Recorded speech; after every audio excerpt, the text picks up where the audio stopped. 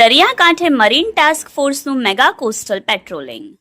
માછીમારોને સુરક્ષા અંગે કરાયા સતર્ક.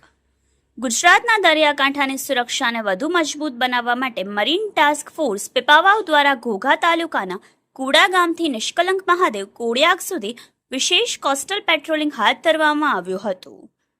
આ વિશેષ પેટ્રોલિંગ મરીન ટાસ્ક ફોર્સના ADGP Amit Vishwakarma, DIG AM મુનિયા તથા SP SJ પરમારના માર્ગદર્શન હેઠળ યોજાયું હતું.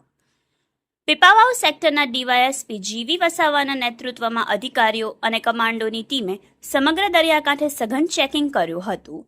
તેમજ પેટ્રોલિંગ દરમિયાન શંકાસ્પદ વ્યક્તિઓ, બોટો તેમજ દરિયાઈ માર્ગે થતી ડ્રગ્સ અને અન્ય ગેરકાયદે પ્રવૃત્તિઓ પર ખાસ નજર રાખવામાં આવી હતી. સાથે જ દરિયાકાંઠાના માછીમારોને સુરક્ષા અંગે જરૂરી માર્ગદર્શન આપવામાં આવ્યું હતું અને કોઈ પણ શંકાસ્પદ હિલચાલ જણાય તો તાત્કાલિક પોલીસને જાણ કરવા અપીલ કરવામાં આવી હતી.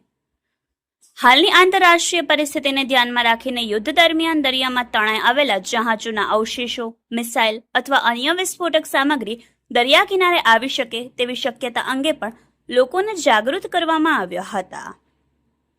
આવી કોઈ પણ વસ્તુ નજરે પડે તો તેને અડવું નહીં અને તરત જ પોલીસ અથવા મરીન ટાસ્ક ફોર્સને જાણ કરવાની અપીલ કરવામાં આવી હતી.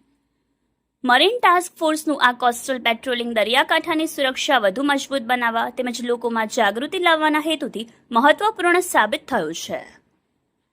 Bureau report, Yashvi Gujarat news, Ghogha.